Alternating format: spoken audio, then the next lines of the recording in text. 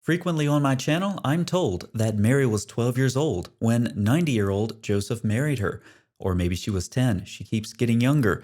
Who knows? Later this year, maybe she'll be 9, like Aisha was when Muhammad had intercourse with her. So where do these claims come from? I'm about to show you a typical example from a Muslim website that is absolutely painful to look at. So I apologize in advance. Oh, that hurts the eyes so much. According to a Catholic encyclopedia, Mary was 12 to 14 when she was married to 90-year-old Joseph. So let's go to that Catholic encyclopedia and see what they say about their sources. The chief sources of information on the life of Saint Joseph are the first chapters of our first and third Gospels. They are practically the only reliable sources. While the apocryphal literature is full of details, the non-admittance of these works into the canon of sacred books casts a strong suspicion upon their contents. It is in most instances next to impossible to discern and sift these particles of true history from the fancies with which they are associated. Later on the same page, these apocryphal sources, which describe the marriage of Joseph, are called unreliable. So the Muslim website points us to the Catholic website, and the Catholic website tells us that the sources the Muslim website is appealing to are unreliable, another testimony to the carelessness of Muslim apologists. Among one of these unreliable sources is the mid to late 2nd century Gospel of James. Bart Ehrman, Muslims' favorite scholar and generally the only one they appeal to, states that the book, referring to the Gospel of James, provides legendary accounts, and one of those is about Mary's marriage as a 12-year-old to Joseph. He says parts of the book rely heavily on the infancy narratives of Matthew and Luke, but with numerous intriguing expansions, including legendary reports, and he gives some examples. Stephen Davies, who has been working in apocryphal literature for decades, states that the Gospel of James is not a historical account, but a set of legends. Keep in mind that even though the Gospel of James is historically worthless, the Quran borrowed from it anyway. Ironically then, parts of the Gospel of James and the Apocrypha as a whole became the eternal word of Allah. Funny how that works. But here again, we have the hypocrisy of Muslims on full display. Many of their sources have been considered reliable for centuries, yet now they frequently deny these sources in attempt to defend their religion. How many times do we hear, that hadith is weak? Meanwhile, they'll base their polemics off of sources that virtually no one considers reliable, like the Gospel of James.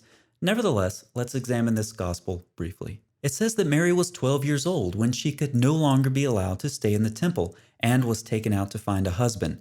She was given to Joseph, who protested because he was an old man. Other sources speculate about what Joseph's age was exactly. Here he's just called an old man. So what's the purpose of this story? Well, one purpose of the Gospel of James is to emphasize the purity of Mary. The baby Mary grew stronger every day, and she actually walked at 6 months old.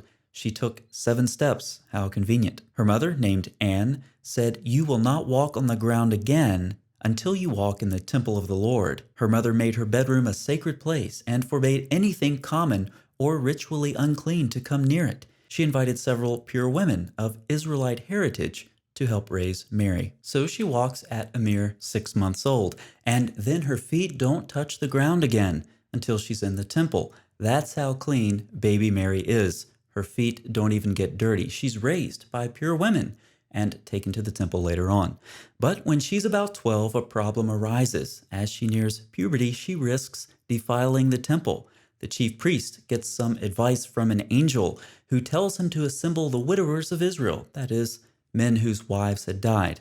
After they were assembled, a miraculous sign showed that Joseph was selected to be the husband of Mary. The author uses Joseph to further his case for Mary's purity in a couple of ways. Remember what Joseph said. He said he wouldn't marry her because he is old, and Mary was just a little girl. Joseph is old, and he protests, saying he believes it's inappropriate for such an old man to be married to such a young girl. So Joseph is both physically and mentally inclined to preserve Mary's virginity.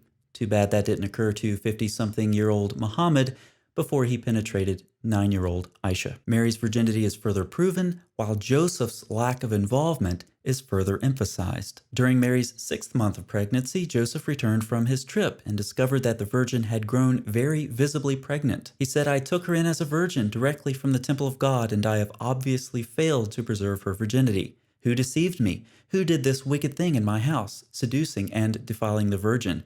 Mary, crying, replied, "No, I haven't done anything wrong. I never have slept with a man." So you can see how Joseph functions in this story. He believed it was improper for him to be married to someone so young in the first place. He was also concerned about protecting Mary's virginity. Further, in addition to being old, he wasn't even around during Mary's conception, so he couldn't have been involved. Thus, while this gospel does portray an old man being married to a young girl, they are entirely distanced sexually, and the narrative only serves to emphasize Mary's purity.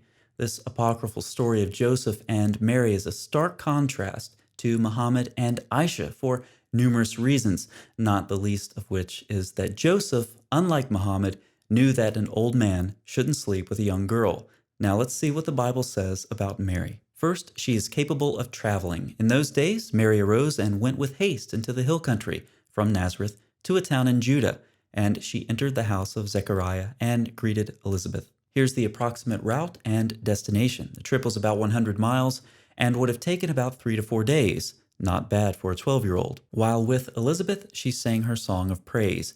This song contains numerous references to the Hebrew Bible, like parallelisms that we find in the Psalms, or referring to God as Savior, like we find in the prophets. She alludes to the prayer of Hannah in 1 Samuel, recalling her humble state.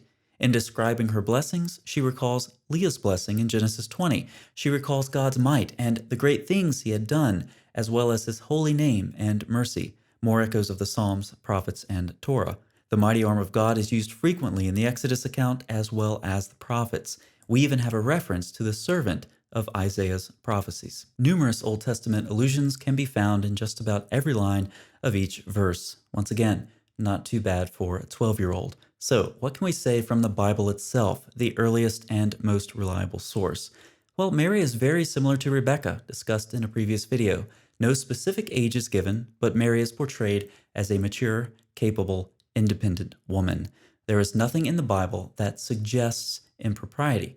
In fact, we wouldn't even be having this conversation if it wasn't for the laughable polemics Muslims have constructed to distract from the fact that they can't defend their prophet having sex with 9-year-old Aisha, a continuing source of embarrassment for the Muslim community. I'll see you next time.